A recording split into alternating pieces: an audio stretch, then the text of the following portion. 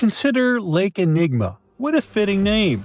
It's already strange enough because it's not even supposed to exist. But now, we stumbled upon actual life deep beneath it. And this just might help NASA in their search for life in outer space. The lake lies deep in the icy heart of Antarctica, so it's not really a water pool like we're used to, more like a lake-like block of ice, or so we thought. Just recently, Italian scientists discovered a secret that had been buried for ages, an actual body of water, and in this water, life is thriving. Various microorganisms, and even some weird little hunters.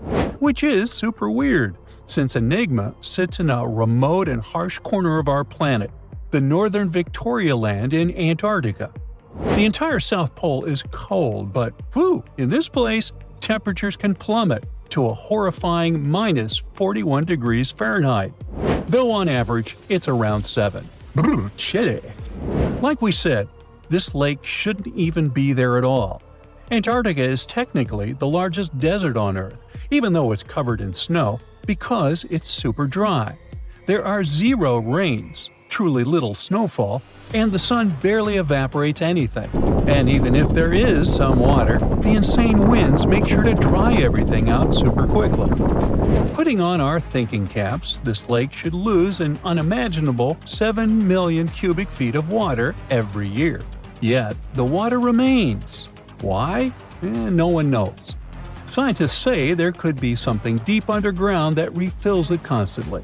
They just have no idea what that might be. Maybe deep underground rivers, melting ice, or something else entirely. But hence the name, the Enigma Lake. The block of ice we mentioned is permanent and super thick, at least 36 feet of it, and that's higher than a 3-story building. So researchers decided to check out if there's anything beneath it. They used a so-called ground-penetrating radar, a super smart echo detector for the ground. This radar sends invisible radio waves into the Earth. When they hit something underground, like rocks, water, or anything else, they bounce back to the device. By measuring how long it takes for the signal to return and how strong they are, we can determine the distance and what exactly the radar hit. That's how animals like bats, whales, and dolphins can see underwater. And we humans stole this cool nature idea to research buried structures and hidden caves. Scientists used this device all over the Enigma surface. This way, they were able to create an entire map of this under-ice world beneath. The water itself wasn't surprising. It's the unique ecosystem in it that shocked them.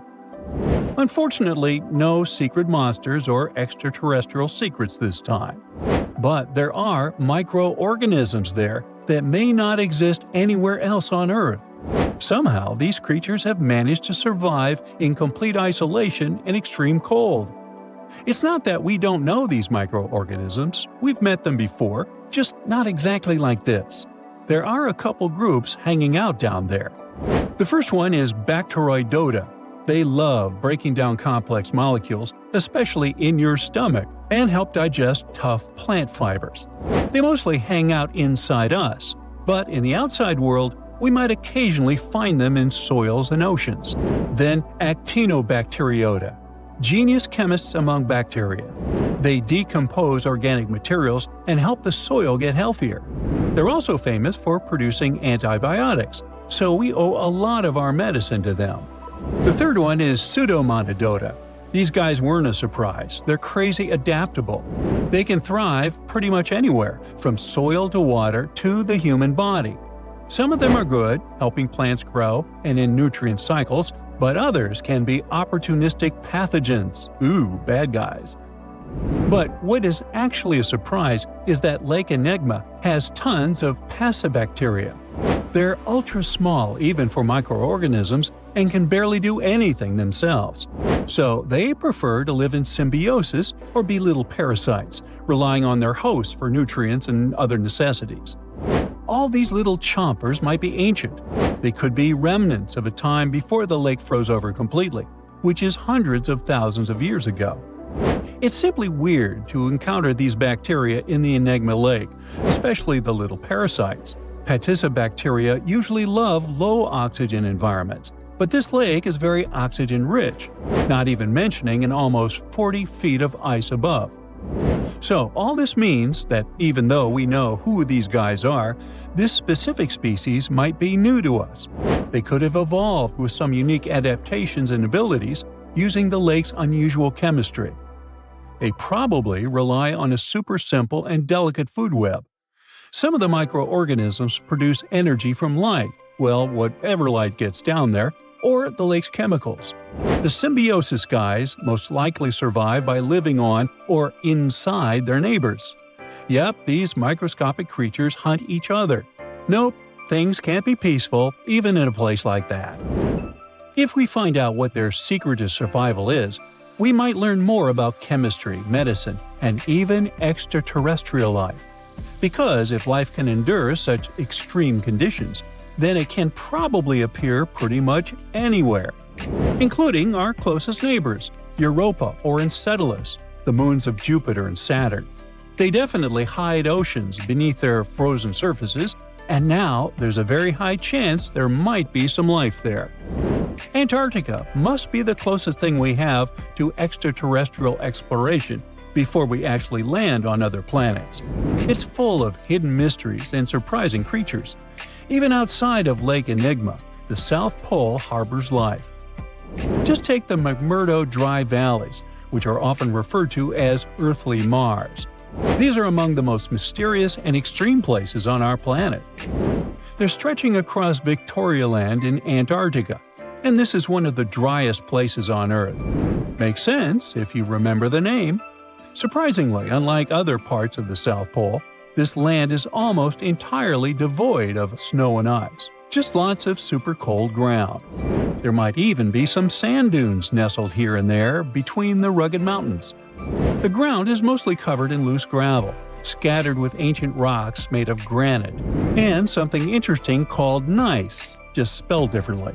It's the type of rock that's been through a lot, literally. It's usually born when granite and sedimentary rocks have to endure insane pressure or horrifying heat for a while, a process called metamorphism. These conditions are so intense that they literally rearrange the minerals into layers. That's why gneiss has such beautiful foliated looks. It's the planet's version of baking a layered cake. It's amazing because this place is almost exactly the way it was millions of years ago. These valleys are frozen in time, and they give us a little glimpse into Earth's distant past. And that includes life. Once again, local winds are absolutely terrifying gusts of cold air racing downhill, and they evaporate snow faster than it can even melt. So, logically, you shouldn't find much water here, not even mentioning life. But somehow, you can still stumble across frozen lakes and saline ponds in the dry valleys. And local life stretches all reason and our understanding of biology. It exists inside the rocks themselves. Microorganisms are hidden in slightly moist cracks and crevices. Deep inside, there's endolithic bacteria. These guys are super chill. Instead of moving around like other microorganisms, they always stay put inside their little rocky homes. How do they survive? Through photosynthesis. Just like plants, they take teeny tiny parts of light that gets in crevices and acts like little solar panels, getting energy from the sun. Meanwhile, in another place, beneath the Taylor Glacier, there's bacteria that literally doesn't eat anything. Not comfort, not sunlight, not even oxygen. These guys rely on a diet of dusty rocks and sulfur to fuel their weird metabolisms.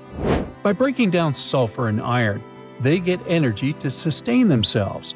This way, they easily survive in deep seas at sub-freezing temperatures, completely cut off from sunlight, oxygen, and the world itself. This place is fascinating for both its life and the lack of it. In some parts of the valleys, like University Valley, yes, that's what it's called, the permafrost is so harsh that no microbes were found at all.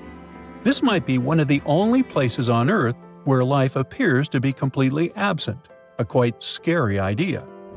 Anyway, now scientists are thinking about learning more about Lake Enigma and drilling this Mars-like environment, exactly for that reason, to see how we could get samples from Mars in the future.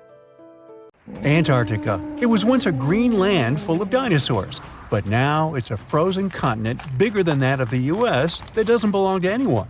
It isn't hard to find. Wherever you go, just go south until you get to the big icy thing at the south pole of our planet. It lies within the Antarctic Circle, and it's the largest single mass of ice on Earth. The continent is bigger than the US and even bigger than all of Europe. And still, Antarctica was officially discovered recently. Scientists hadn't known of its existence until 1820. After the discovery, it took another 2 decades to confirm it was a whole new continent, and a few more decades after that to decide on a name. In Antarctica, anti means the opposite. So Antarctica literally means the opposite of the Arctic. Now, even before scientists discovered the land, ancient Greeks already theorized that there must be a southern continent to balance out the Arctic in the north. Also, some scientists who studied Polynesian artwork and oral history believe that Polynesians found the continent over a millennia before the Europeans did. Anyways, today we all know of this icy land at the South Pole. Because of its location, there are just 2 seasons there, summer and winter, and both last 6 months. In summer, it's a bit warmer, and the continent exists in pure daylight. And in winter, it's dark all day long. 98% of Antarctica is ice. This continent alone stores 60% of the planet's fresh water. And yet, despite all those water reserves, Antarctica is the biggest desert in the world. By definition, a desert is an area with sparse vegetation and little snow or rain. Notice that plenty of sand isn't a necessary condition here, even though the continent does have some sand and even sand dunes. It also gets a lot of wind. Antarctica is the windiest continent on Earth, and wind speeds can reach 200 miles per hour. That's even faster than hurricane winds. The little snow the land gets never melts. It just builds up over time, for centuries and millennia. So there's a thick ice layer there. This makes Antarctica full of hidden secrets. There's a whole new world underneath its ice. For example, there are a lot of mountains on the continent that are like 9,000 feet tall. It's taller than 3 Burj Khalifas stacked on top of each other, if we must, and that's currently the tallest skyscraper in the world. But we don't see all those mountains because they're all hidden under the ice sheet that's almost 16,000 feet thick. There's also a lake down there, beneath over 11,000 feet of snow. The lake is called Lake Vostok, named after Vostok Research Station, under which it's located. Originally, it was just a hypothesis. Over a century ago, a scientist suggested that the huge pressure created by tons of ice could decrease the melting point of ice in the lowest layers of the ice sheet, creating liquid water, which could form a lake. He didn't prove his ideas in his lifetime, but others continued his work and confirmed that this theory was true. There's also a canyon in Antarctica, hidden underneath huge masses of snow too. It's deeper than the Grand Canyon we have in Arizona. There is a mountain range that divides the continent into 2 parts, East Antarctica and West Antarctica. The western part of the continent is experiencing higher temperatures and is starting to melt.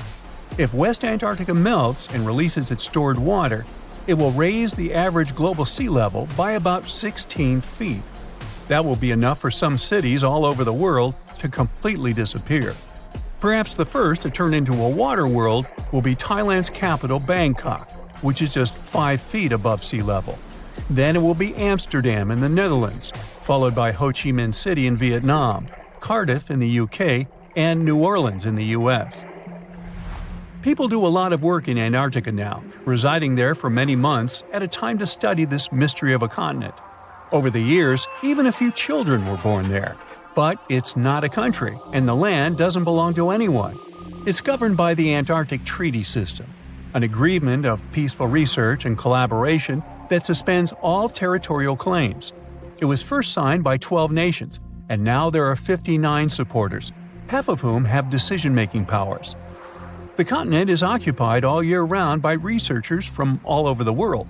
There are about 5,000 people living there in summer and about 1,000 in winter. Yet no one is a permanent resident there. People come and go, and the scientists take turns spending time there. The average yearly temperature there is negative 30 degrees.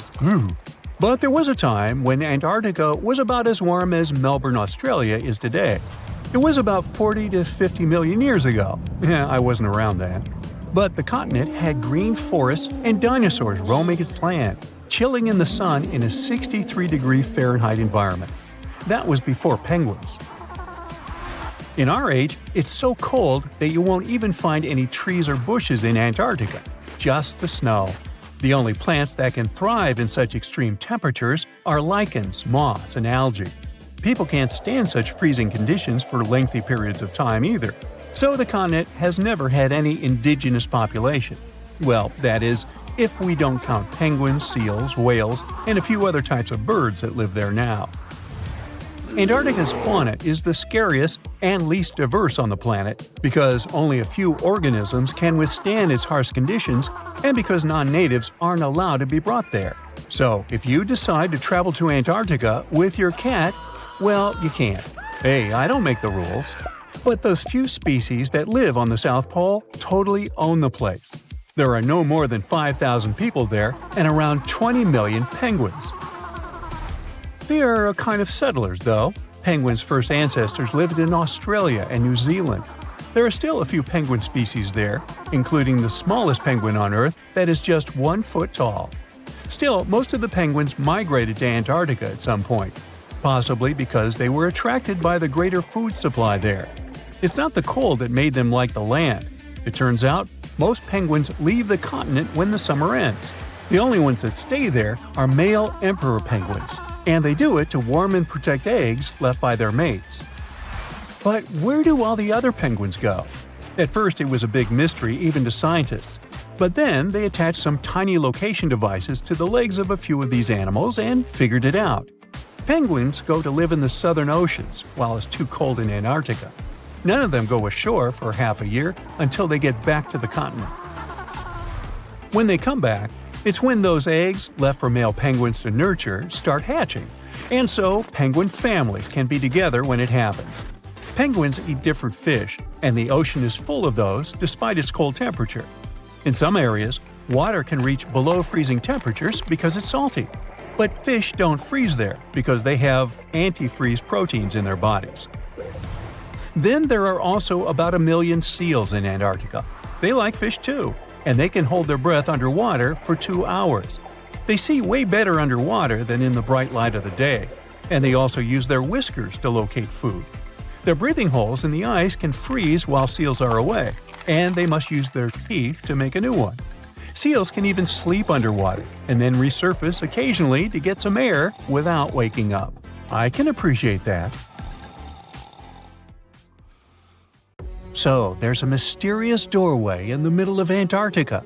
Some people think it's Bigfoot's vacation home, or a shuttlecraft from Star Trek, or maybe a door to Agartha, a mythical kingdom some people believe is located in the center of the Earth.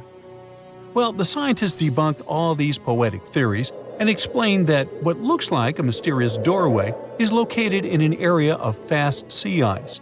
It's offshore of the coast and is full of little islands with shallow water around them. When ice flows around hard rocks hidden underneath, it can create patterns that look odd but are totally normal. In this spot, the ice is thin, so the rocks underneath have a big effect on how the ice moves. The cold winds in Antarctica also shape the ice and snow and make it look like they're lines and shapes. So, the mysterious doorway is just a rocky ridge poking out because the ice has melted a little. The top of the doorway is the tip of the rock, and the sides are snowy trails left by strong winds blowing in the same direction. It's essentially an iceberg that got stranded and is melting in one place. One YouTuber found another out-of-place mysterious object more than 150 miles off the shore of Antarctica, a 400-foot-long ice ship. The internet went wild with theories like that the ship must have ended up there right from the Bermuda Triangle. But there was no scientific proof that it was a ship and not just a large chunk of ice. And once some other internet users revisited the place, they noticed the ice melted in the summer and the hypothetical ship was gone. Another mysterious Google Maps find in Antarctica was a pyramid. And before you make up an exciting theory about how the ancient Egyptians built a secret base here, I have to tell you it turned out to be just a mountain. It's part of the tallest mountain range in Antarctica that stretches for almost 250 miles. It's not the first pyramid on this continent, as explorers from the British Antarctic expedition found another unusually shaped mountain and nicknamed it the Pyramid. But this one didn't even have a pyramid shape. Here's one Antarctic find that definitely won't disappoint you: a giant ice shelf that reminded scientists of the Grand Canyon. A special submarine robot named RAN covered over 600 miles under the thick ice and brought back some amazing footage of icy mountains, valleys, flat plateaus, and swirly patterns made entirely of ice. One of the strangest things RAN found was giant bowl-shaped holes, or scoops, in the ice. Sadly, scientists lost track of the robot. They think that curious Wendell seals may have accidentally bumped into RAN and caused it to get stuck. To save energy, RAN probably shut itself down, and the scientists couldn't find it again. But the team is hoping to build a new robot and continue exploring this icy canyon to see how the patterns under the ice might change over the years. Another huge Antarctic canyon was found thanks to bad weather. A team of sound experts had to pause their work at the Casey Research Station in a storm. Instead of waiting around, they decided to use the unexpected free time to map the seafloor near Adams Glacier. And that's how they found a canyon that is almost 7,000 feet deep, almost 30,000 feet wide, and stretches over 28 miles away from the glacier. During the mapping, they discovered just part of the canyon before they had to go back to the research station. But when bad weather came in again, the ship went back and mapped more of the canyon. They were working in waves up to 13 feet high and super powerful winds, but they managed to get about 15 hours of data to complete their map. On the way back to Australia, they stopped one last time, and now they've got a full picture of the canyon. Studying it is helping scientists learn more about the history of glaciers and the interaction between the Antarctic ice sheet and the ocean. Now, there's a frozen lake in Antarctica called Lake Enigma. For a long time, people thought the lake was completely frozen solid. But during one expedition, researchers found that under the thick ice, there was a layer of liquid water about 40 feet deep. To learn more, they drilled through the ice and sent down a camera to explore what was hiding in the lake's depths. The lake's water, which they think comes from the nearby Amorphous Glacier through a secret underground pathway, was filled with strange microbial life. These tiny microbes lived in mats that covered the lake bed. Some of the mats were thin and spiky, and others looked like crumpled carpets, or even small tree-like shapes that grew up to 16 inches. Many of the microbes could make their own food through photosynthesis, just like plants do, and it gave the lake a high amount of oxygen. One of the coolest discoveries was a type of microbe which usually lives in low-oxygen places. Lake Enigma might be similar to environments on icy moons like Europa or Enceladus. So it could mean that these moons also have hidden water under their ice and possibly microbial life too. One more mind-boggling discovery from Antarctica is tiny pieces of amber in mudstone, found here for the very first time.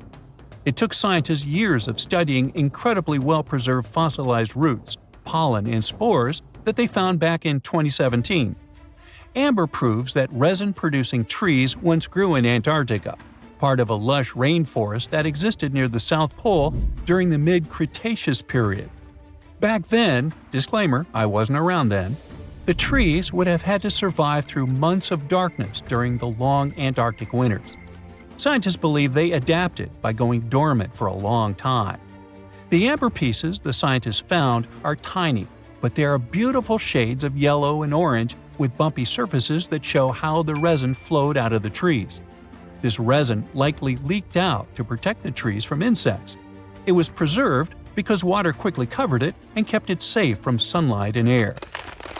A scientist was browsing through satellite images for brown trails of penguin waste and found 4 new colonies of emperor penguins at the base of the globe.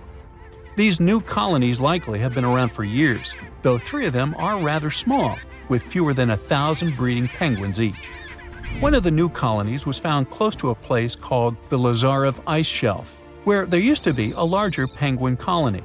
They thought this colony went extinct in 2019, But it seems the penguins have just moved a bit because of changing sea ice conditions. So studying them can help us learn more about how emperor penguins adapt to changes in the environment. Now, there used to be a giant river system in Antarctica 40 million years ago. Researchers found proof of it after studying soft sediments and hard rocks from the frozen seabed. They looked at tiny bits of radioactive elements, like uranium and lead, and learned that the deeper dirt came from the time of dinosaurs. The dirt closer to the surface was younger and had an interesting pattern, like the kind you see in river deltas today, such as in the Mississippi River or Rio Grande. Scientists found tiny signs of life in the sand. The river that once flowed here started in the Trans-Antarctic Mountains and traveled 930 miles before it reached the sea. Researchers kept studying newer layers of dirt from about 20 million years ago. They hope this will help them predict what the Earth's weather patterns might be like in the future. Giant vase-like sponges, otherworldly jellyfish, segmented worms covered with bristles, and large octopuses are the newest Antarctica discovery. Scientists found them after a giant iceberg had broken away, and it turned out to be a treasury of ancient life under ice. In January 2025, a huge iceberg the size of Chicago, called A84, broke off from Antarctica's George VI ice shelf, which is a large ice shelf about 280 miles long, 12 to 43 miles wide, and around 820 feet thick. In the summer, which lasts from November to late February, the ice shelf melts at the surface, and meltwater ribbon lakes form. They're elongated and ribbon-like. That's how they got their name. Anyway, when the iceberg floated away, it left part of the ocean floor wide open, and it was a spot no one had ever seen before. Scientists on the research ship Falkor 2 were nearby in the Bellingshausen Sea. As soon as they heard about the iceberg, they immediately changed their plans. They understood that it was a super rare chance to check out something unknown and amazing, like lifting a rock in the forest to see what's hiding underneath. The researchers used an underwater robot named Sebastian and explored the deep sea for 8 days. They went as deep as over 4,200 feet. Down there, they found a hidden ecosystem. There were big corals and sponges literally packed with sea animals. A whole world under the ice. The researchers thought they'd find some life down there, but they didn't expect to see so much. And this underwater ancient life wasn't just surviving, it had been thriving in that harsh, icy place for a really long time. Anemones that looked like fluffy little trees, sea spiders, ice fish, octopuses. The research was live-streamed to scientists from all over the world, and those live streams are actually in open access. The coolest thing was that some discovered creatures seemed to be new species. Yes, there are probably new species in Antarctica in 2025, and some might only live in this region. That's because Antarctica isn't just really far away. It's been cut off from the rest of the world for millions of years. The Antarctic circumpolar current surrounds it, like a big water moat surrounding a castle. But even if it turns out that those species are not new, the scientists have still found snails, worms with bristles, crustaceans, like tiny crabs and shrimp, and a species of the phantom jellyfish. Those are super rare and look otherworldly. Their official name is too complicated, so let's just call them the giant phantom jelly. This jellyfish is huge. Its bell, the round umbrella part on top, can be more than 3 feet wide. It has 4 long arms that trail behind it. Each one as long as 33 feet, about as long as a school bus. Scientists first caught one way back in 1899, but it took them 60 years to realize it was a totally new kind of jellyfish. The phantom jellyfish has a see-through purplish body that looks kind of ghostly. Instead of normal jellyfish tentacles, it has these ribbon-like arms that help it catch food and pull it into its mouth right in the middle. Even though jellyfish don't have brains like we do, researchers watching the giant phantom jelly noticed something surprising. The otherworldly creature seemed to move its arms very carefully and with control, especially when swimming through tight spaces on the seafloor. It looked like it was being very cautious and deliberate. Ugh, creepy. Another sentient being? Jellyfish have a simple nerve net instead of a brain, which helps them sense the world around them. But the way this phantom jelly moved made scientists think it might be smarter or more coordinated than other jellyfish. Studying it can help scientists learn how animals without brains still manage to explore and survive in tricky places underwater. Another cool find was little worms called bristleworms. Scientists call them polychaetes. But let's stick with bristleworms because it kinda sounds fun. Lots of different kinds of them live in super cold, deep parts of the ocean. Bristleworms have bodies made of many segments, and they have tiny little bristles all along their sides. These bristles help them move around, feel what's near them, and even protect themselves from danger. One cool example is the Antarctic scaleworm. It's a type of bristleworm that lives in really cold, deep waters and has shiny, golden bristles that make it look pretty fancy. During Antarctic deep-sea exploration, the team also found giant sponges shaped like vases. Usually, sponges grow very slowly. So to get that huge, they must have been growing there for a really long time, maybe even hundreds of years. Their size shows that the deep-sea animals living around them didn't just move in recently. Those sea creatures have been there for decades and managed to form thriving communities under the ice. So, it really was ancient life hiding under all that ice. And that surprised scientists a lot. In older studies, people used to drop cameras through holes in the ice or visit iceberg areas long after the ice had broken off to explore hidden ecosystems. Back then, they mostly saw bare, empty seafloor with just a few living things. But this time, the team arrived just weeks after the giant iceberg broke away, and they got to see what was hiding right underneath it. The first 9 miles behind the ice shelf can hide rich and busy ecosystems. The area is dark, cold, and hidden for ages, and still, all kinds of creatures live there. This shows that life can survive in places that seem too harsh or frozen for anything to live. On the other hand, finding all this life down there isn't super surprising. Lots of animals live in dark, cold places underwater, so it makes sense that they'd be under the ice shelf too. The ice kind of hides them and keeps them safe from anything going on above. But what's weird is how many different kinds of creatures live there, even though it used to be a really closed-off space.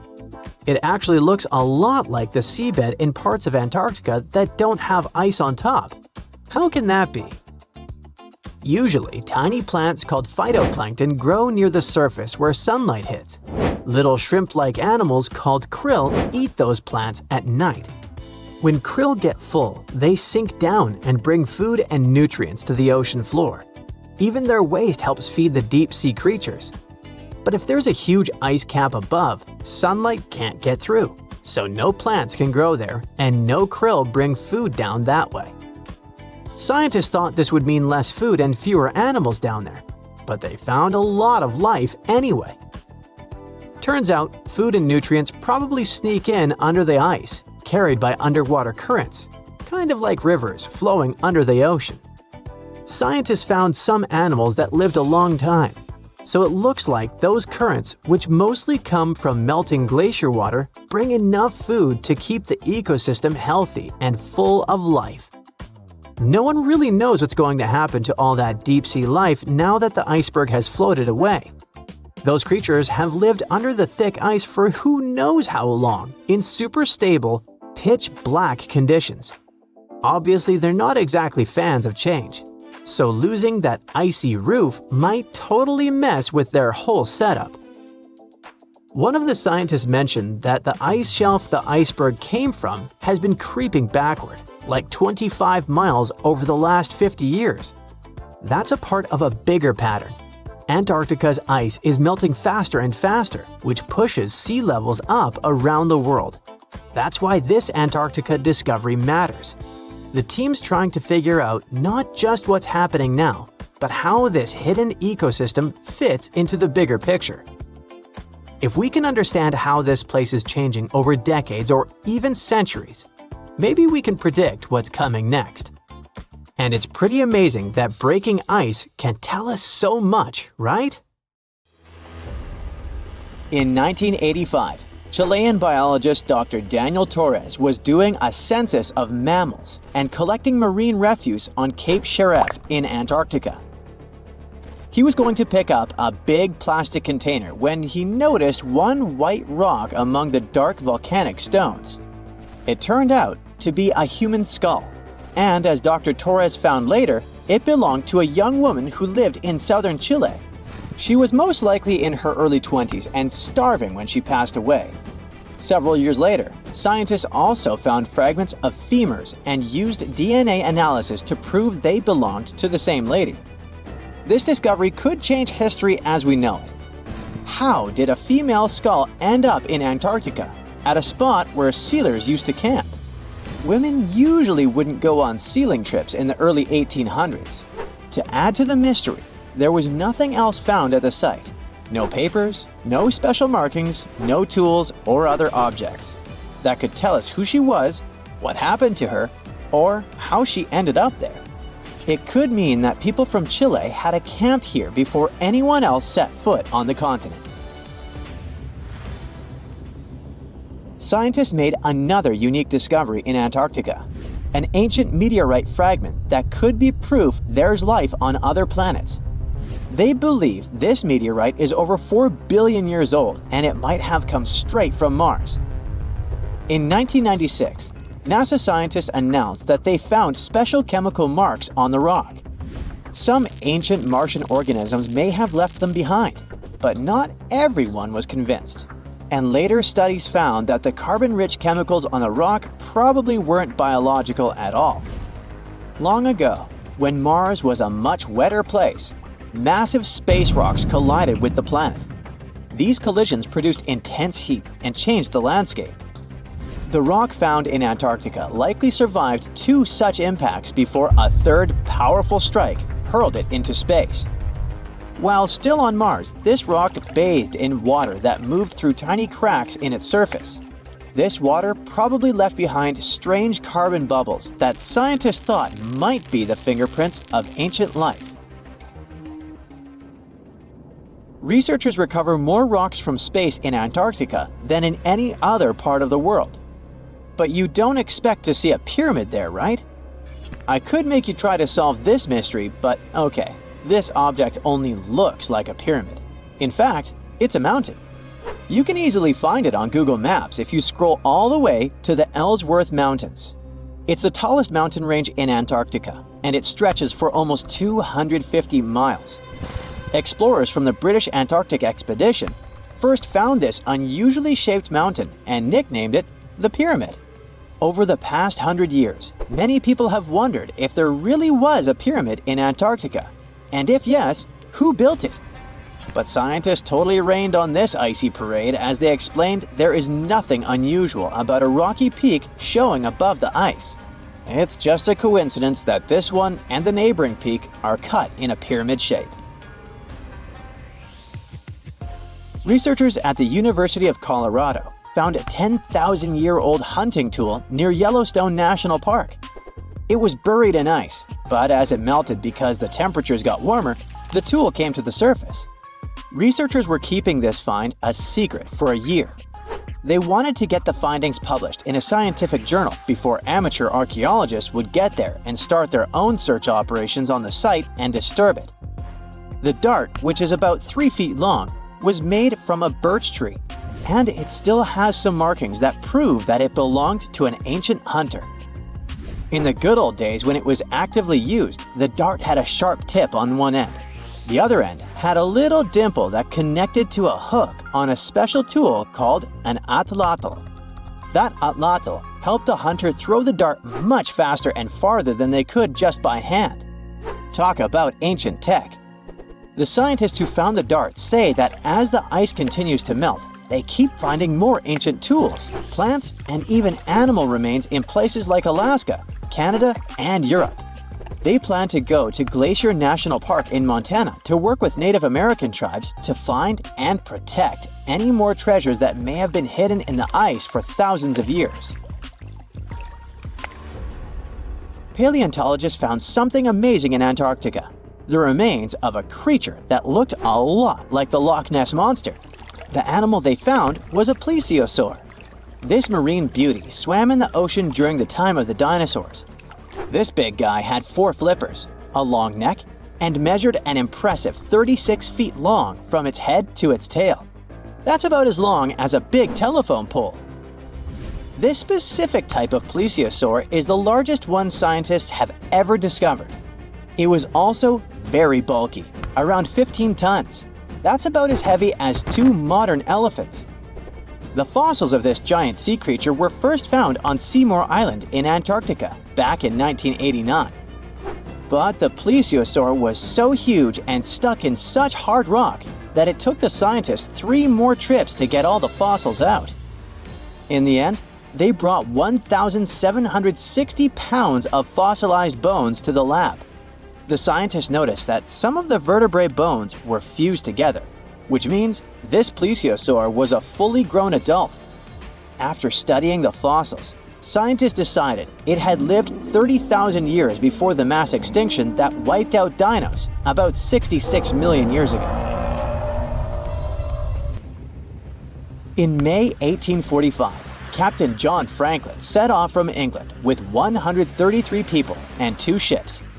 They were trying to find a sea route called the Northwest Passage to make traveling between Europe and Asia shorter and faster. The last people who saw Franklin and his crew were sailors on 2 whaling ships in August of that same year. After that, no one knew what happened to them, and it became a big mystery that lasted almost 170 years. People sent search teams to the icy parts of northern Canada, where they found some spooky clues. There were things left behind by Franklin's crew, and they heard sad stories from Inuit people who lived there. They even found a note from 1847 on King William Island, written by one of the crew members. The note said the 2 ships had gotten stuck in the ice. Finally, in 2014, Canadian scientists announced that they had found the wreck of the Erebus at the bottom of the Wilmot and Crampton Bay. 2 years later, they found the second ship, about 45 miles away. Both ships were still in great shape, even after being underwater for so long. Underwater archaeologists studied the cabins on the ships and brought back hundreds of objects. Thanks to these artifacts, they can paint a better picture of what really happened during the last days of Franklin's dangerous journey. A mountain hiker found an unusual sandal in an area known as the Horse Ice Patch in Norway in the summer of 2019. The hiker sent GPS coordinates and photos of the find to researchers who study archaeology preserved within glaciers and ice patches. The archaeologists checked the weather forecast and figured out that they only had 1 day to retrieve the show before the snow covered it with a thick blanket. Then it would take years for it to melt, so they had to act fast and rush to the location to secure the sandal. This vintage shoe turned out to be around 1,700 years old after radiocarbon dating. They also found other artifacts in addition to the Iron Age footwear, such as frozen horse manure from the Viking Age and textiles. All these findings could mean that there used to be a travel route in the mountains that connected inland Norway to the coast a long time ago. So what comes to your mind when you hear the word Antarctica? Most likely, cold, snow, ice, and penguins. Yet, this is one of the least explored regions in the world that hides many strange and unique things. Check them out. You don't have to go to Antarctica to see this weird thing. All you need to do is open Google Earth and move to one of the southernmost islands of Antarctica, King George Island. Recently, internet users have noticed a large and pretty strange cave entrance there. Where does this wide, dark passage lead? People started making suggestions. It's the entrance to a secret base or some laboratory. This is the part of the spaceship that crashed there thousands of years ago. This is the door to the ancient city of Antarctica.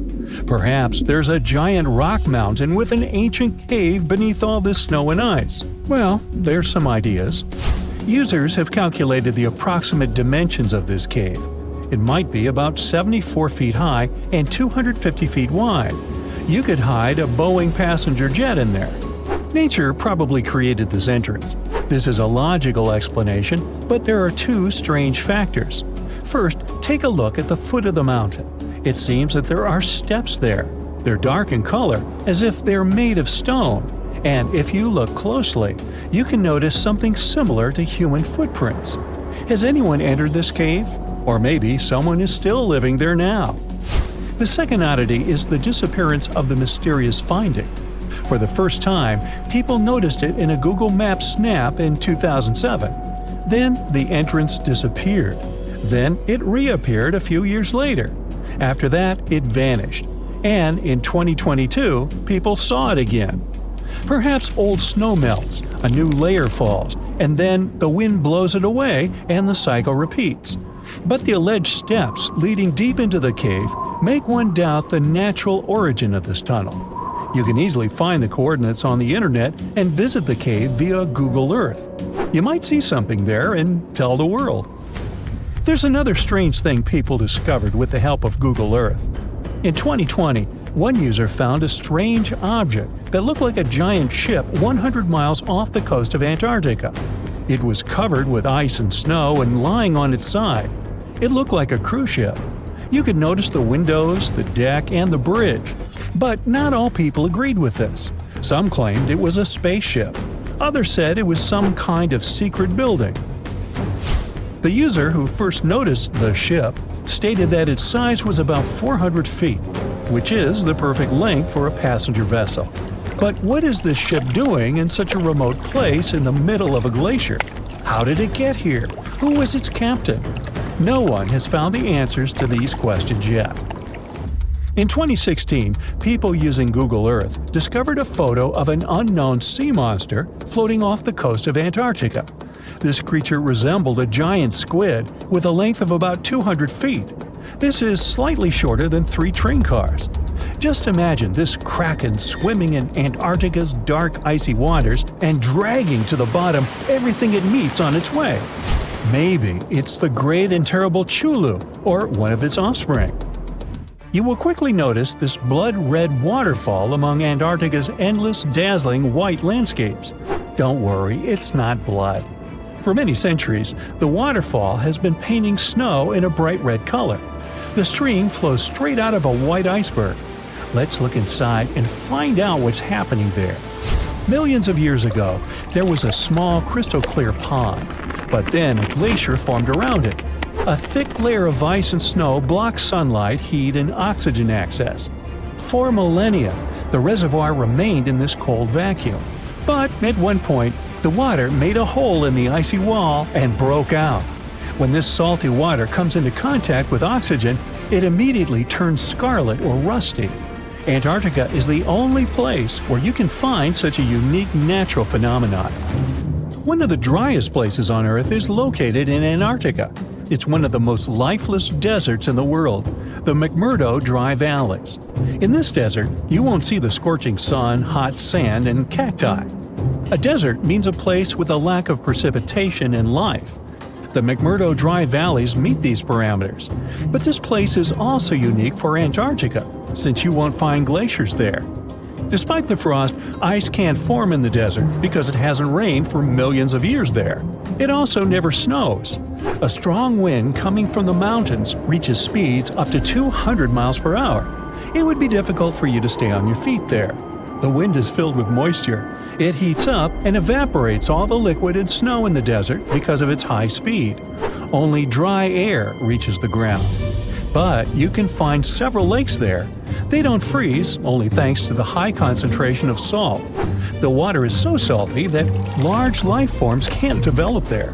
But scientists have found microscopic organisms near the lakes.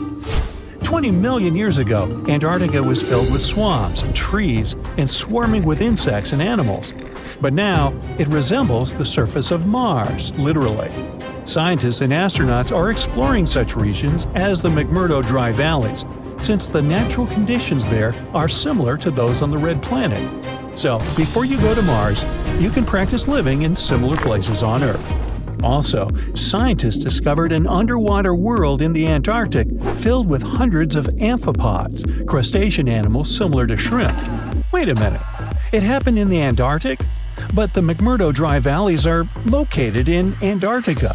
Well, the words are very similar, but what is the difference? Oh, and don't forget the Arctic. The Antarctic is the region in the southernmost part of Earth that houses the continent of Antarctica, and the Arctic is another land altogether. They have the same natural conditions – frost, ice, and snow, but they're located in different parts of the planet. The Arctic is at the North Pole, Antarctica is at the South Pole. Now, back to the discovery.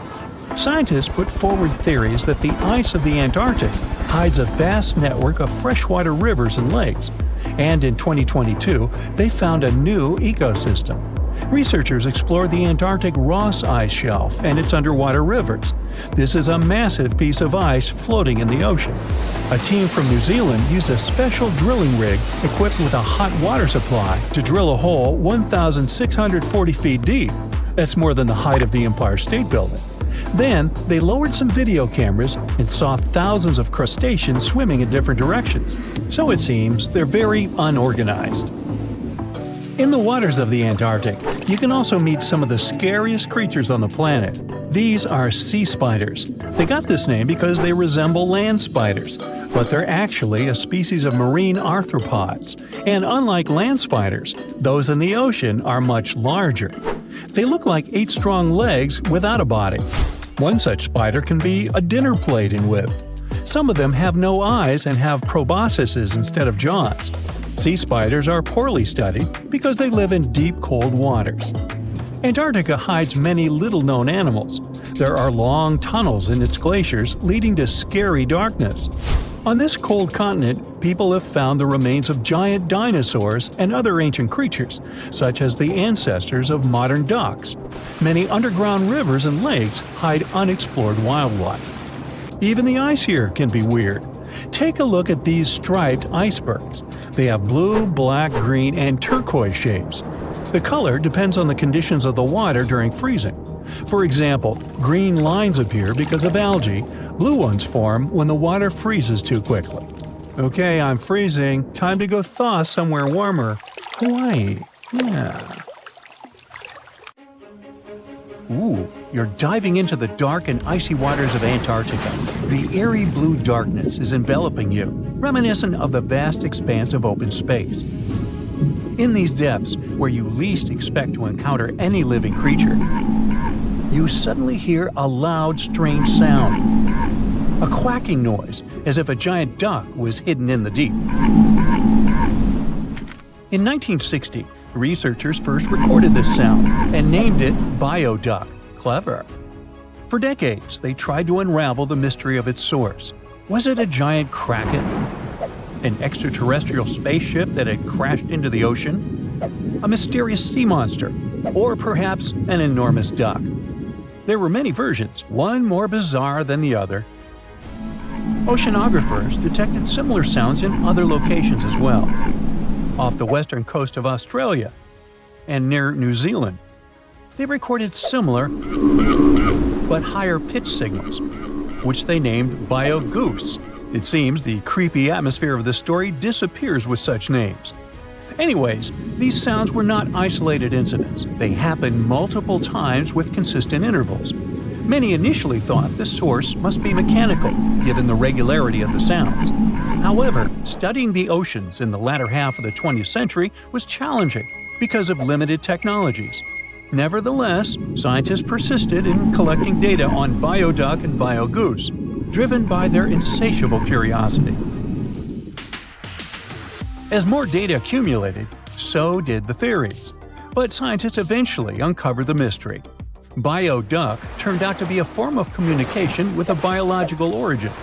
When researchers analyzed the repeating sounds, they noticed that the signals never overlapped.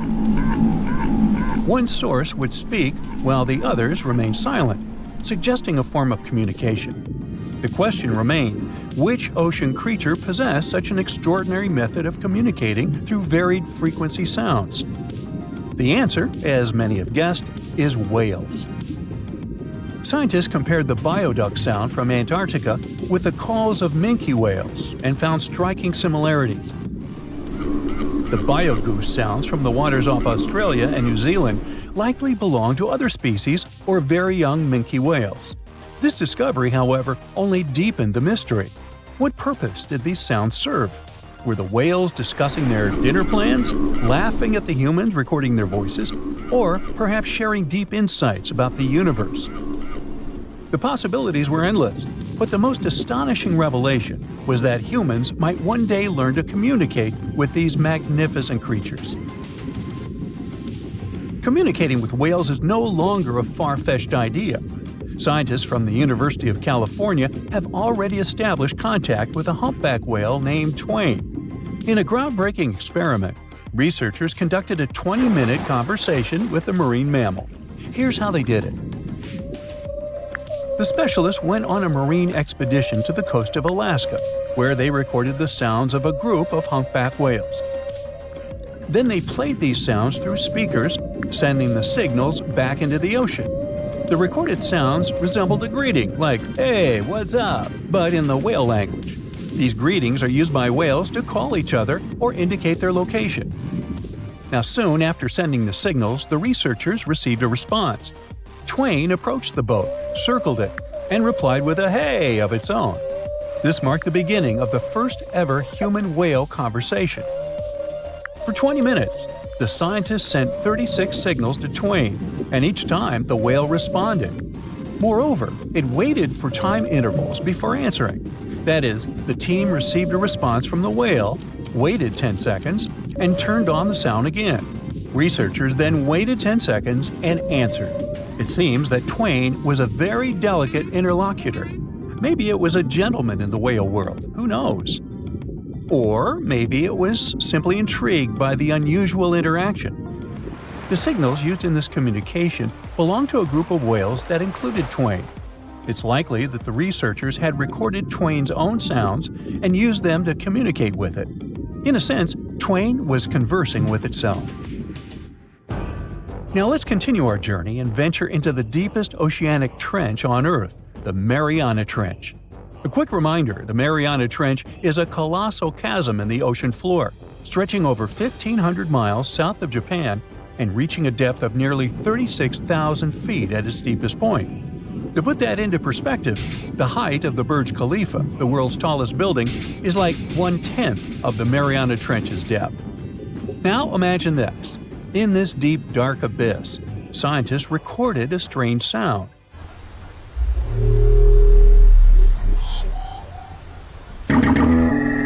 Unlike bioduck, this sound resembled something from a science fiction movie, a low rumble,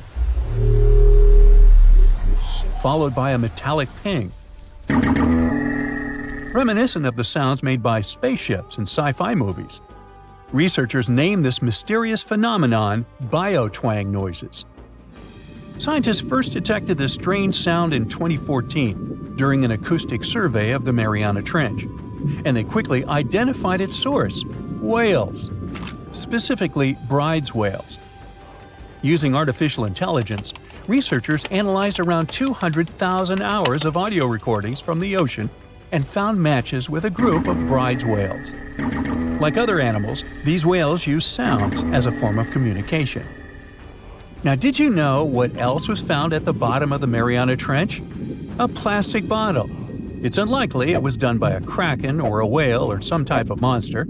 Everything is simpler here. The bottle ended up there because of a human. But that's a topic for another video.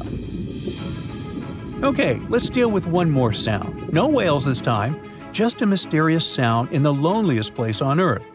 This place is called Point Nemo, and that's why it's so lonely. Located in the South Pacific Ocean, Point Nemo is the most remote spot from any land. The nearest island is 1,450 nautical miles away. It's about the same long distance from land in all other directions. Moreover, here, there's almost no marine life, since few water currents reach this spot, and therefore few nutrients are supplied. In a sense, it's a water desert. And so, in 1997, oceanographers recorded a very strange and frightening sound coming from the depths in the area of Point Nemo.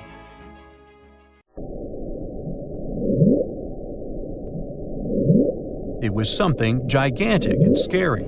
People called it the bloop. As soon as journalists found out about this phenomenon, people around the world began to invent the most fantastic versions. The most popular of them was that the sound source was a giant sea monster, kraken, or some other creature. The hype around the bloop didn't last very long. Scientists managed to find out the nature of the mysterious noise. It turned out it belonged to an iceberg. When they crack and collapse, they create powerful ultra-low frequency sounds that can be heard from a very long distance. To confirm this version, scientists recorded the sounds of other icebergs and heard something similar to the bloop. Oh, by the way, Point Nemo is so lonely that space agencies drop out-of-service satellites here. Space objects just fall in the water. There's a 99% chance that no animal or human will be harmed by falling debris in this lonely place. That's why many people call it the satellite cemetery. But what if, someday, a spaceship from another planet falls here? What if it has already fallen in Point Nemo and sometimes emits an emergency signal that breaks through the ocean? Ooh. All the mysteries you have heard have already been solved. How about we end this video with a mystery that still baffles scientists? Meet upsweep.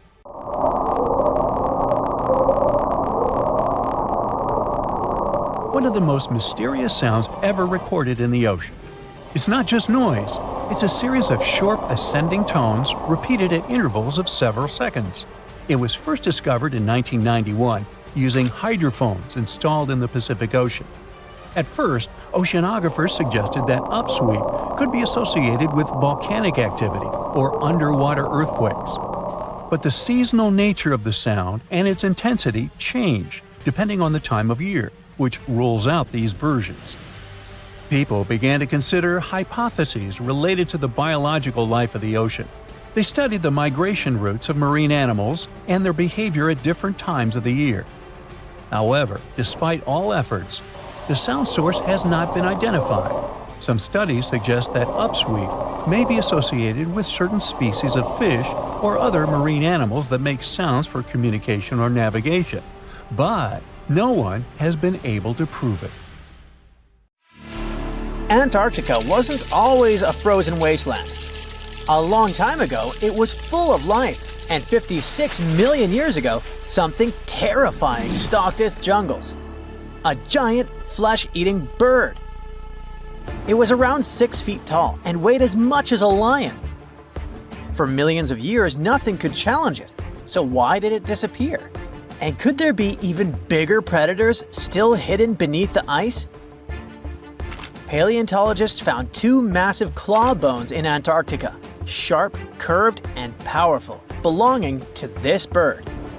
They were dug up from the Epresian-aged rocks of Seymour Island, which means they're around 40 to 50 million years old. Their shape left no doubt. These were the so-called terror birds. Their scientific name is Phorusrhacidae, some of the most fearsome predators to ever walk the earth. They were flightless and didn't even need wings. Instead, they could sprint at breakneck speeds, like ostriches from a nightmare. For millions of years, these birds ruled South America. But now, for the first time, their presence has been confirmed in Antarctica. No surprise here. Back then, South America and Antarctica were still connected, allowing animals to easily commute between continents. So these birds probably migrated south to adapt to life on Antarctica's prehistoric landmass. It didn't just survive here, it thrived. But at some point, this nightmare of an animal vanished. Why? Most likely because of the temperature changes. Antarctica was cooling, slowly turning into the frozen wasteland we know today. Its prey may have declined, leaving the predator without enough food. Eventually, it disappeared, leaving no descendants behind. Researchers hope that they'll find a complete skeleton eventually. They're also wondering where there might be even bigger species waiting to be discovered. Perhaps these birds evolved into a completely new Antarctic lineage. But for now, all we have are two giant creepy claws. People often think that there are almost no animals or plants in Antarctica. But that's not true at all. Penguins waddle around, and forget the cute tiny ones. Antarctica used to have 6-foot-tall monsters. The emperor penguins are the largest penguin species alive today. They can dive over 1,800 feet deep and hold their breath for over 20 minutes. There were giant ancient penguins around 38 million years ago. They were the size of humans. Fossils show they had long, sharp beaks, making them terrifying hunters of fish and squid. The fish there are also absolutely fascinating. Forget giant squids. Colossal squids are nightmares even bigger. Some reach over 40 feet long with massive, super sharp beaks and eyes the size of dinner plates.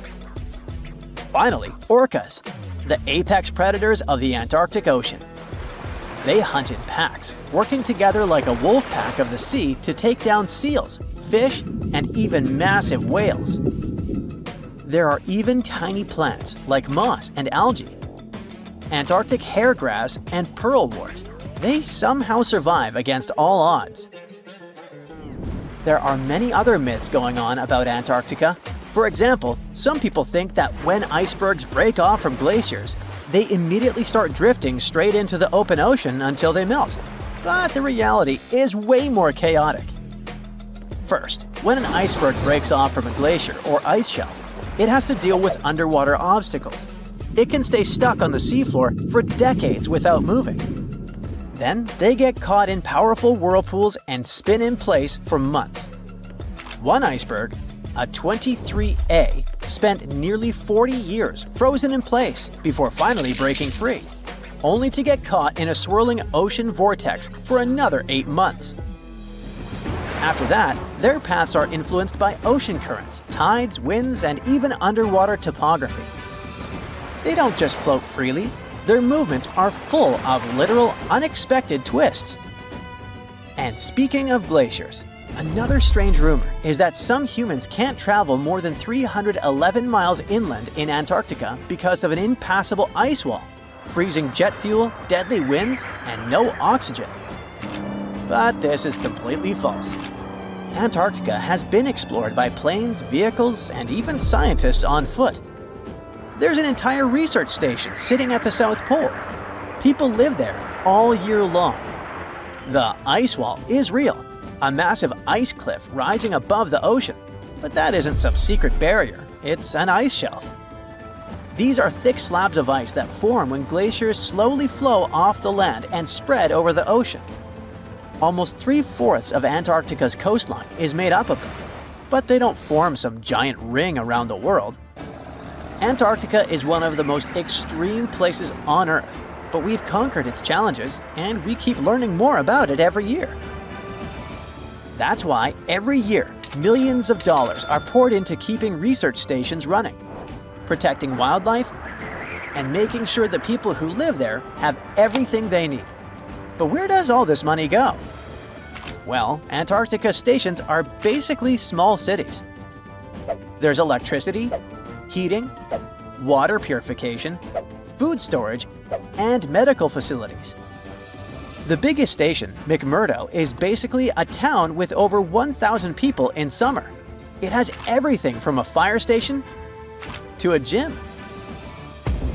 The South Pole Station is super deep inland, so it's one of the hardest places to supply. Getting food and fuel there requires airplanes flying thousands of miles in extreme cold. But the internet loves a good mystery. When Google Maps revealed what looked like a massive doorway in Antarctica, conspiracy theorists went wild. People joked about everything from Bigfoot's vacation home to a secret base, or even a Star Trek spaceship hangar hidden in the ice. But there's a way simpler and less exciting explanation. It's actually a grounded iceberg, a chunk of ice that got stuck in shallow water and is now slowly melting. As ice moves across the landscape, it flows around bumps and obstacles, creating odd shapes. The process of melting, breaking apart, and refreezing can carve ice into unexpected forms. Antarctica also has incredibly strong downward-blowing winds that sculpt ice into dramatic formations over time. No secret doorway, unfortunately. And speaking of doors, for years, Ushuaia, Argentina, has been called the gateway to Antarctica, the last stop before the icy continent, the place where expeditions begin. But there's another option. Punta Arenas, Chile. Let's compare them. Ushuaia is closer to Antarctica. It's the top departure point for tourists going on cruises. But no regular flights to Antarctica. No major scientific bases operating from here. It's basically controlled by the military, which refuses to allow private flights, only commercially operated ships. Yes, Punta Arenas is further from Antarctica, but 22 countries and global organizations use it as their main base. There are regular flights to Antarctica happening there every year. Private airlines can actually operate here, making it the real air connection to Antarctica. Ushuaia may have the best location physically, but Punta Arenas actually runs the show. Argentina made a huge error in picking its Antarctic airbase. Instead of setting up a simple, accessible base at sea level, they built Marambio Base, very high on rough terrain, completely impossible to reach by land. Everything has to be flown in by helicopter, making operations slow, expensive, and frustrating. For 50 years, Argentina stubbornly stuck to this bad decision, while Chile set up efficient, well-planned bases that the world now uses. If things don't change, Ushuaia will be nothing more than a tourist stop. But what's terrifying is that Antarctica seems to be returning to its past. It's supposed to be the coldest place on Earth, but something shocking happened just recently. For the first time in recorded history, temperatures in Antarctica broke 68 degrees Fahrenheit. This continent is buried under miles of ice. Usually, temperatures there can drop to minus 112 degrees. But in the winter of 2020, scientists recorded an insane 69 degrees on Seymour Island, hotter than many places in Europe at that time. Scientists believe there are several reasons for that. First, there are changes in the way heat moves around the planet's waters. Second, melting permafrost due to the planet warming. It looks like the climate is changing faster than expected. In 2011, scientists from Chile found a weird-looking fossil in Antarctica that looked like a squashed football. Almost 10 years later, the rock just sat on a shelf in Chile's National Museum of Natural History with no specific label. It went by The Thing in the museum because it looked like something from a science fiction movie. When the scientists finally got their hands on the strange fossil, it turned out it was actually a giant softshell egg from around 66 million years ago. This one is more than 11 inches long and 7 inches wide. A regular chicken egg is just 2.5 inches long, and an ostrich egg is almost 6 inches long for comparison.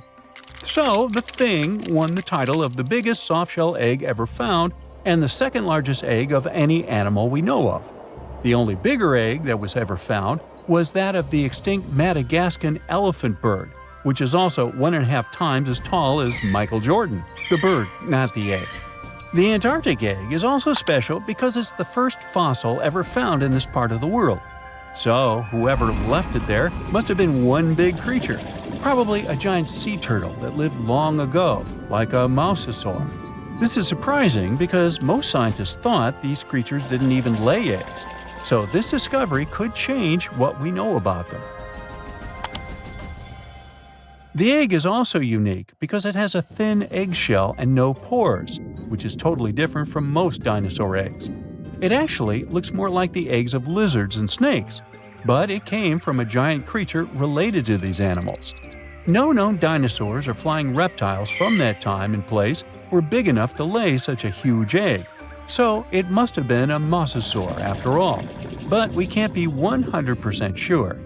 Scientists did a lot of work and studied 259 types of living reptiles, like lizards and snakes, and their eggs. From this, they figured out that the mommy who laid the egg was probably at least 23 feet long, not counting her tail. During the late Cretaceous period, this part of Antarctica might have been like a nursery. Paleontologists have found bones of tiny mosasaurs and plesiosaurs in the same area, along with bones from the grown-up ones.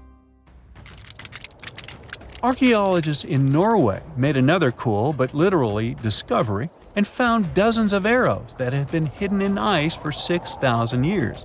They were melting out of a large ice patch in the high mountains, covering an area of about 45 football fields. In 2014 and 2016, when the summers were extra warm, scientists went to an ice patch called Langfoni to look around. They also found lots of reindeer bones and antlers there. Some of the arrows were whole and some in pieces, along with 5 arrowheads around the melting ice patch. This is more arrows than have been found at any other frozen site in the world. Some of the 68 found arrows date back to the Neolithic period, and the newest ones are from the 14th century of the Common Era. Ice is like the perfect time machine that can preserve whatever ends up there in an almost perfect condition. Langfoni became famous as one of the first ice patch sites after a local hiker found a 3,300-year-old leather shoe right next to its edge.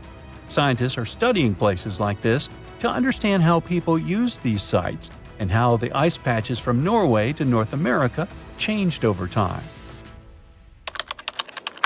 Now, once upon a time, around 32,000 years ago, to be exact, a squirrel buried some seeds near a river in Siberia. Am I the only one getting the Ice Age vibes? Anyway, these seeds belong to a plant with cute white flowers. Thousands of years later, a group of scientists found these seeds buried deep in the frozen ground, about as far down as a 12-story building is tall. The seeds were surrounded by ice and bones of animals like mammoths, bison, and woolly rhinoceroses. The mature seeds had been damaged, maybe by some squirrel, but some of the younger seeds still had good plant parts inside them.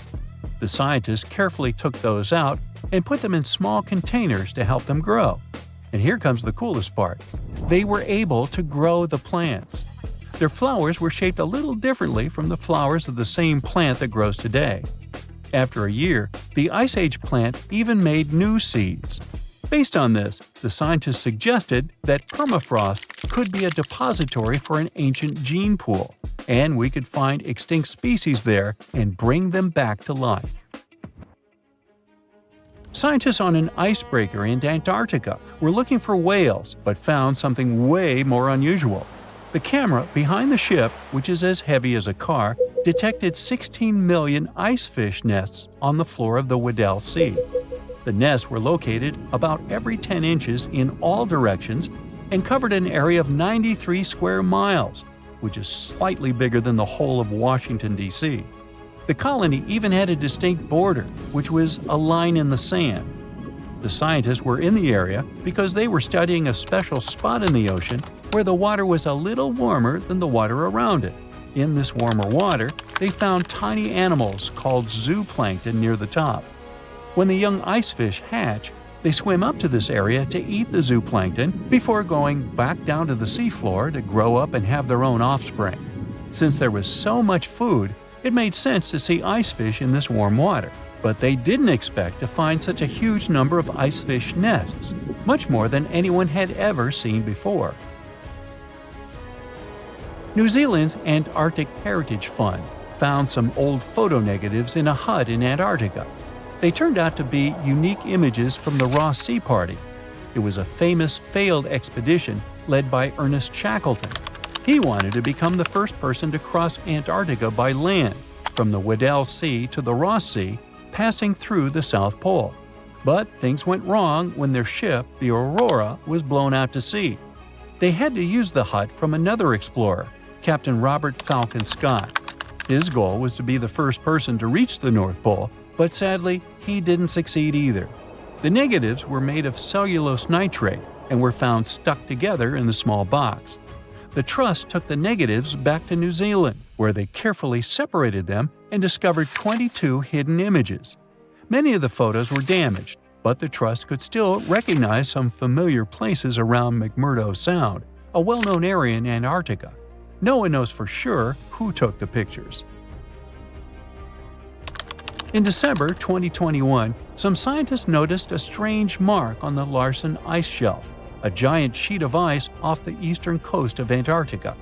They thought it might be a river flowing under the ice, so they drilled down over 1,600 feet to check it out. They expected to find water, but they didn't expect to see that the water was full of fast-moving creatures called amphipods. The scientists also found that the water in the underground river had unusual layers of currents moving in different directions, which they still don't fully understand. Another surprising thing happened during their research. On December 20th of the same year, a volcano erupted far away in Tonga, and the pressure waves from the eruption were detected all the way down in the ice river in Antarctica. It shows how everything on our planet is connected, even in the most distant places.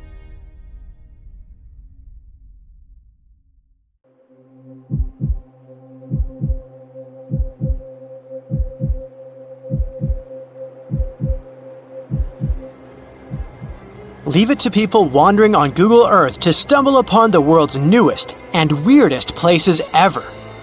Like this mysterious pyramid discovered in Antarctica.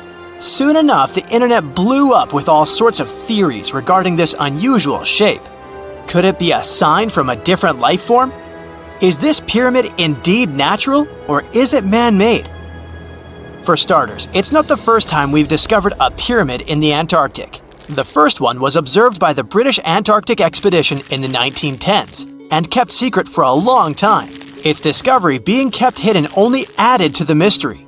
A second such structure was discovered in 2016, which further increased the interest in the matter. The mystery was soon enough deciphered by scientists. These formations are just mountains. They're located near the Ellsworth Mountains, a range over 250 miles long, so they're just mountain peaks that have broken through the ice sheet. As for their particular shape, it's just a coincidence. Pyramids are found throughout nature. The Matterhorn in the Alps and Mount Ballenstinder in Iceland, for example, are quite similar in terms of shape. As for the official name of these peaks, they're called nunataks, or peaks of rock peeking through a glacier or an ice sheet. Antarctica has way more incredible features, like the fact that it's home of 60 to 90% of the world's fresh water. That's because its ice sheet is the biggest on our planet, stretching across 5.4 million square miles. I'll spare you the calculations, but that leaves only 1% of the continent ice-free. Antarctica's ice reaches 2.7 miles thick at its deepest point, meaning half the height of Mount Everest. Should it ever melt completely, our sea levels would rise to roughly 200 feet.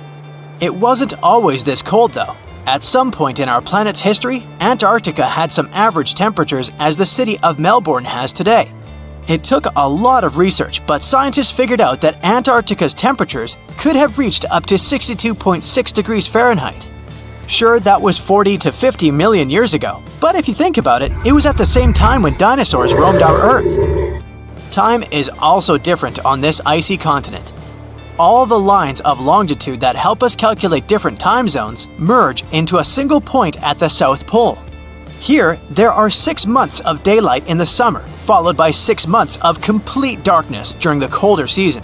So, scientists working here stay, on average, in the same time zone they've come from.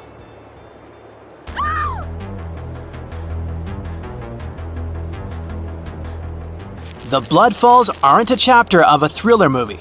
They are merely a series of waterfalls located in one of the driest regions of Antarctica. They emerge from an underground lake filled with a special type of bacteria. These little organisms use sulfates as fuel instead of sugars, which makes them very intriguing for scientists. The water contained in this lake is so full of iron that it basically just rusts when it meets air.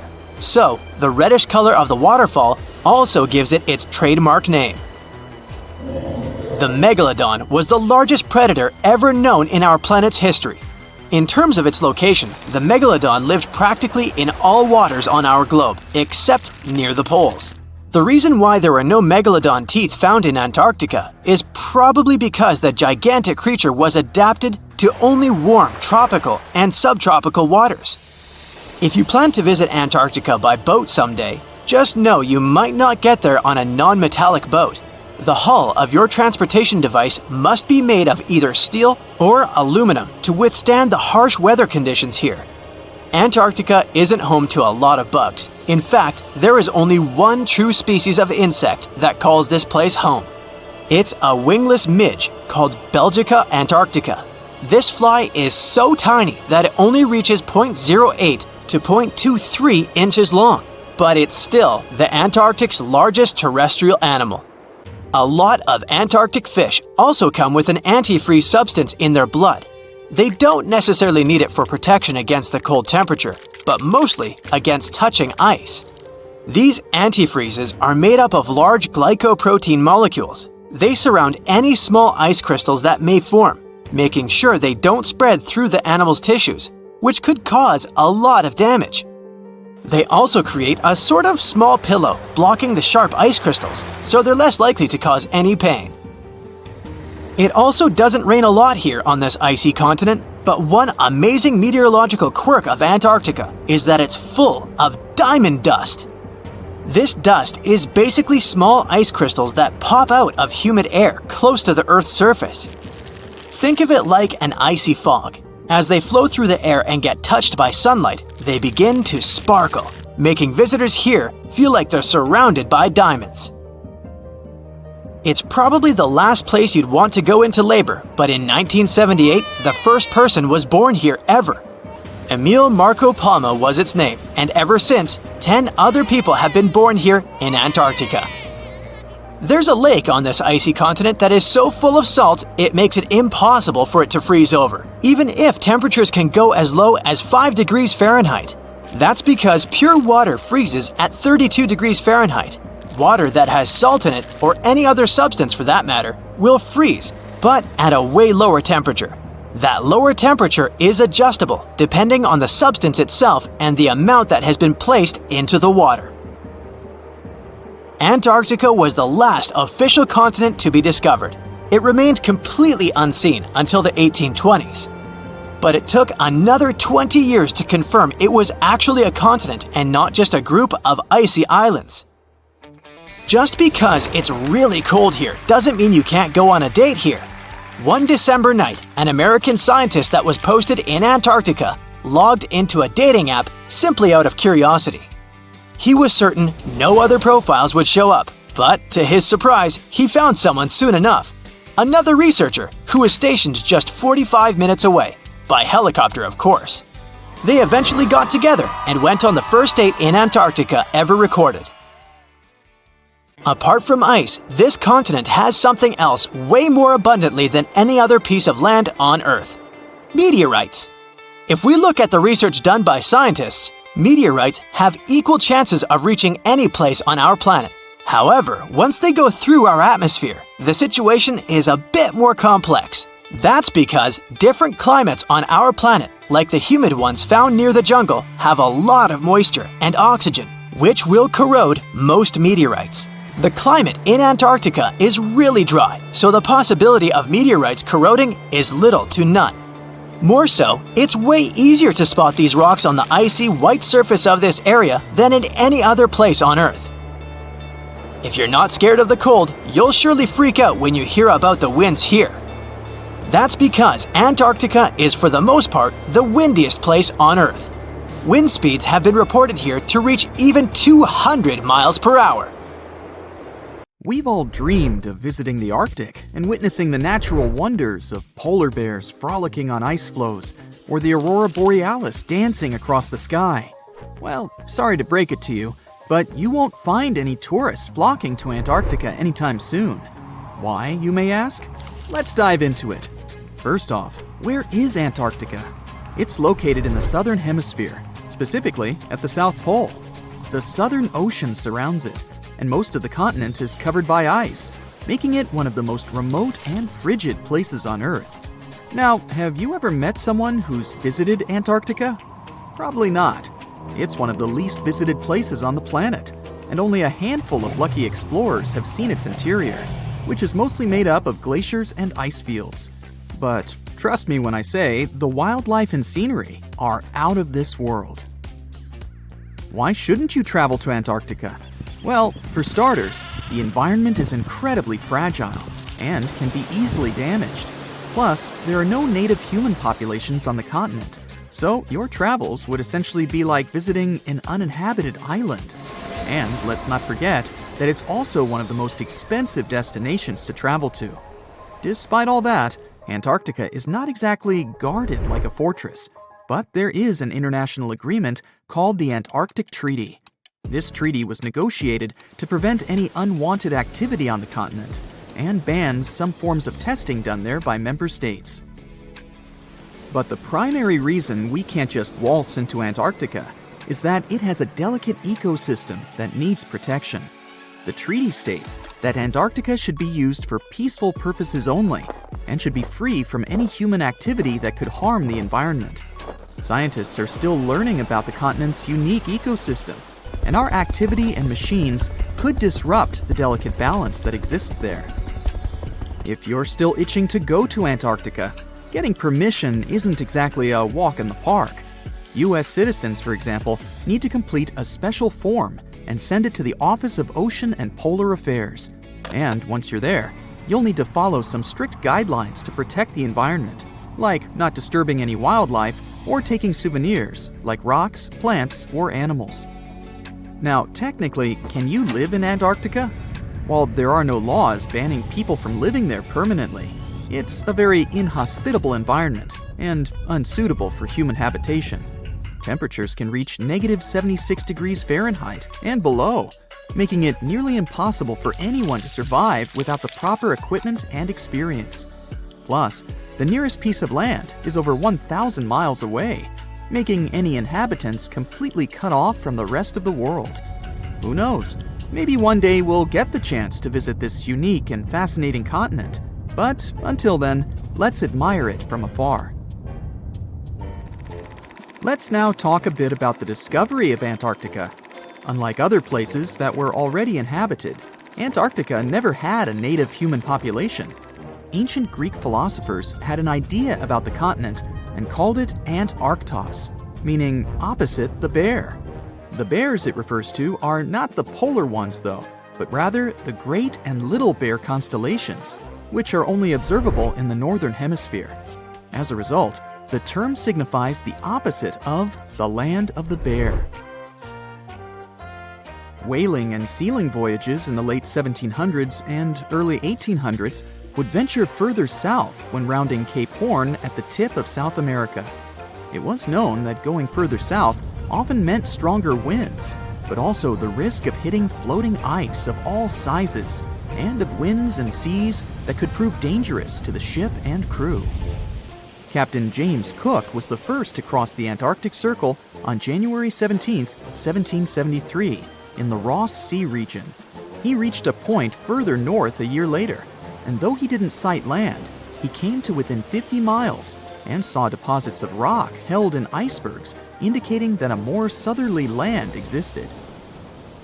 The first sighting of Antarctica is widely acknowledged to have taken place in January of 1820, during the voyage of two ships under the command of Captain Fabian Gottlieb von Bellingshausen, as part of a 2-year exploratory expedition around the world to discover new lands. The captain's ships were the first to have crossed the Antarctic Circle since Cook. The first undisputed landing on Antarctica didn't happen until much later, on January 24, 1895, at Cape Adare during the whaling voyage of the ship Antarctic, led by Henrik Bull. A small boat with 6 or possibly 7 men on board rowed ashore during calm conditions. You might not believe it, but Antarctica is actually a desert. With all that ice, you'd think it'd be like a winter wonderland with snowball fights and hot cocoa all day long. When we think of deserts, we picture camels and cacti and people struggling to find water. But in Antarctica, it's a whole different story. The struggle isn't to find water, it's to find anything that's not covered in ice. And the average rainfall has been just over 0.4 inches in the past 30 years. That's like a few drops of rain compared to what we're used to. So technically, it's not the dunes or sizzling heat that makes a desert, well, a desert. it's the lack of precipitation. But don't worry, if you ever find yourself lost in Antarctica, you won't have to worry about getting thirsty. Just make sure you bring a jacket and some mittens, because it's cold enough to make you into a popsicle.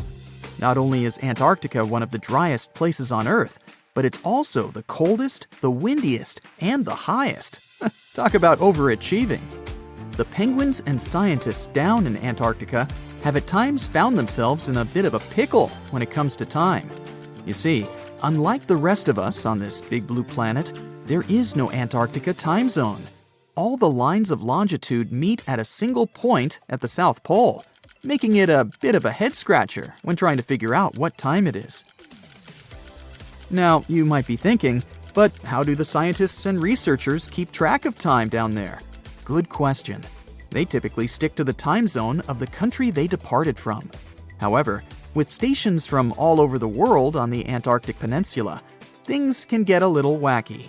Imagine trying to coordinate with your neighboring countries without accidentally waking them up in the middle of the night. You might think that not much could survive in a place where the temperature is extremely cold, the sun barely shows up, and the wind could blow you away faster than a tumbleweed. Well, as in many places on Earth, life found a way in Antarctica too. Believe it or not, this frozen continent is buzzing with activity.